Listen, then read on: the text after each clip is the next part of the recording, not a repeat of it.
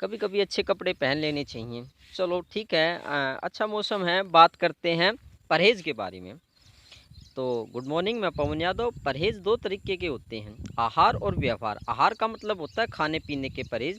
जैसे कुछ भाई, किसी को शराब नहीं पीनी, किसी को मिर्च मसाले नहीं खाने, किसी को घी नहीं खाना, किसी को ठंडी चीज़ें नहीं खानी, किसी को वेट नहीं उठाना। तो इस तरीके से परहेज़ दो तरीके होते हैं। ये तो हो गया खाने पीने का आहार। एक परहेज़ होते हैं व्यवहार के।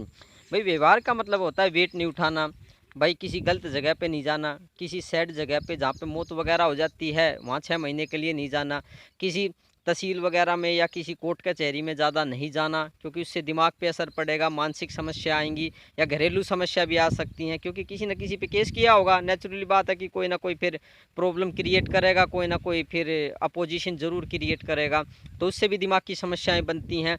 और शराबियों के साथ में ज़्यादा नहीं उठना बैठना, या फिर किसी ज़्यादा पुलिस स्टेशन वगैरह या किसी गुस्सेल आदमी के पास ना जाना। इस तरीके से व्यवहार के भी परहेज़ होते हैं कि किन के साथ बैठना है, किन के साथ जाना, मतलब साथ जाना है, किसके पास जाना है और कैसी बोलचाल रखनी है। तो ये भी व्यवहार में आ जाते। तो देसी दवाई में क्या होते हैं, व्यवहार के ही परहेज़ होते हैं। काफ़ी लोग क्या होते हैं कि जो तरीका बताता हूँ, जो परहेज़ बताता हूँ, ठीक होने का तरीका बताता हूँ, उस टेक्निक को तो अपनाते नहीं हैं, क्योंकि 10 में से 7 आदमी तो ठीक हो जाते हैं, 2-3 आदमी हैं वो टेक्निक को तो फॉलो नहीं करते हैं, बार-बार फ़ोन करते हैं। तो फ़ोन करने से कुछ नहीं होगा। देखो, टेक्निक तो फॉलो करनी पड़ेगी, जो तरीका बताया गया है, जो दवाई बताई गई हैं, उसको लेना पड़ेगा। और जो परहेज़ बताए गए हैं, चाहे परहेज़ खाने-पीने का है, चाहे व्यवहार का है, तो व्यवहार का जहाँ जाने के लिए मना किया गया है, तो वहाँ पे आप प्लीज़ ना जाएँ, कोई समस्या पैदा हो सकती है। जिन चीज़ों को खाने के लिए मना किया गया है, उन चीज़ों को ना खाएँ। और जिन दवाइयों को बताया गया है कि ये दवाई लेनी कंपल्सरी है, उन दवाइयों को लेना कंपल्सरी है। और पैसे का ज़्यादा लालच करना बेकार की बात है। पैसे थोड़े भी लग सकते हैं, पैसे ज़्यादा भी लग सकते हैं, तो पैसे की तरफ ध्यान नहीं देंगे। पैसे की तरफ ध्यान दोगे तो फिर बीमारी ठीक नहीं हो पाएगी। और 3 चीज़ें यहाँ पे ज़रूरी है, आहार, व्यवहार, परहेज़ कह लो जिन्हें, और जो पैसे लगेंगे वो तो लगेंगे ही। तो अगर आप इन 3 चीज़ों को फुलफ़िल कर रहे हैं, तो आप ठीक हो सकते हैं, वरना ठीक होने के चांसेस गलत कम हो जाते हैं।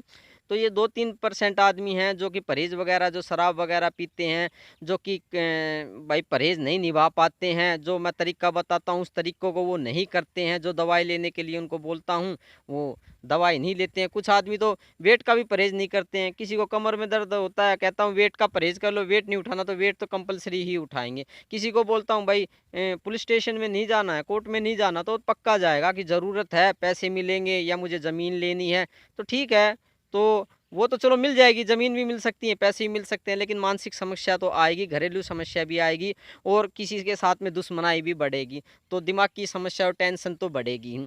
तो उससे भी शरीर में नुकसान हो सकता है। शरीर की तरफ इसको निरोग रखने के लिए ध्यान देना चाहिए। पुलिस स्टेशन वगैरह तो कभी-कभी ज़रूरी होता है, तो चले जाओ, बाद में छोड़ दो।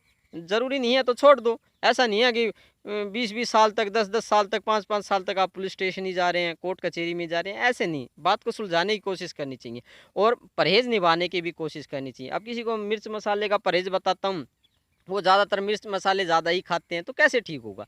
किसी को बताता हूँ भाई बाई की दवाई लेनी है, वात की दवाई लेनी है, शुगर वालों को बताता हूँ कि भाई शुगर की दवाई लेनी है, तो वो शुगर की दवाई तो ले लेता है, लेकिन वात की नहीं ले पाता। एक दवाई ले ली, दूसरी नहीं ले पाता। तो कंप्लीट दवाई नहीं लोगे तो कैसे ठीक होगे? और बाद में फिर ये 2-3% आदमी हैं, ये फ़ोन करेंगे। तकरीबन 70% आदमी दोबारा जल्दी से फ़ोन नहीं करते हैं। ये 2-3% आदमी हैं जो जिदेल टाइप के हैं, जो बात बताता हूँ उसको नहीं मानते हैं। तो इस टाइप के आदमियों को पहले ये देखना चाहिए कि हम कोई गलत टेक्निक अपना रहे हैं, पवन जो बात बता रहे हैं हम उसको नहीं मान रहे हैं, इसकी वजह से समस्या आती हैं। तो बार-बार उसी पॉइंट को उठाने से कोई फ़ायदा नहीं, बार-बार फ़ोन करने से कोई फ़ायदा नहीं। तो वो तो जो टेक्निक बताई है उसी तरीके से ठीक होगा और दूसरा कोई ज़रिया नहीं है। अगर आप टेक्निक नहीं अपना रहे हैं तो प्लीज़ यहाँ फ़ोन करने की ज़रूरत भी नहीं है। ऐसा मेरी आपसे रिक्वेस्ट है, क्योंकि हर चीज़ का तरीका होता है, उसको फ़ॉलो करना पड़ता है, उसमें चाहे पवन क्यों ना हो। क्योंकि अगर हम बीमार हैं तो हमने कोई अच्छे कर्म या कोई गलत खान-पान, कोई चीज़ गलत खाई है जिससे हम बीमार हुए हैं। कहने का मतलब है हम अपने ही कर्मों की वज़ह से बीमार होते हैं और समस्याएँ भी हमें अपने ही कर्मों की वज़ह से आती हैं। चाहे उसमें मैं क्यों ना हूँ, मैं कोई गलत काम करता हूँ तो उसको मैं ही भोगूँगा, मैं ही बीमार पड़ूँगा, मुझे ही भोगना पड़ेगा।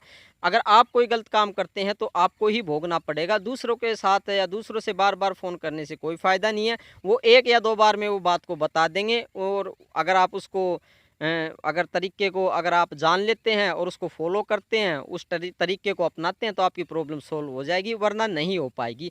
तो अगर आप मेरी टेक्निक फ़ॉलो करते हैं, तो आप ठीक होना लाज़मी है, वरना नहीं तो प्लीज़ बार-बार यहाँ पे फ़ोन ना करें। टेक्निक आपको बता दी गई है, तो उस पे ध्यान दें। आहार और व्यवहार पे बिल्कुल ध्यान देंगे। तो धन्यवाद आज के लिए, शायद काफ़ी हो गया, बुरा नहीं मानेंगे, हमें अपनी तरफ ज़रूर झाँकना चाहिए। धन्यवाद।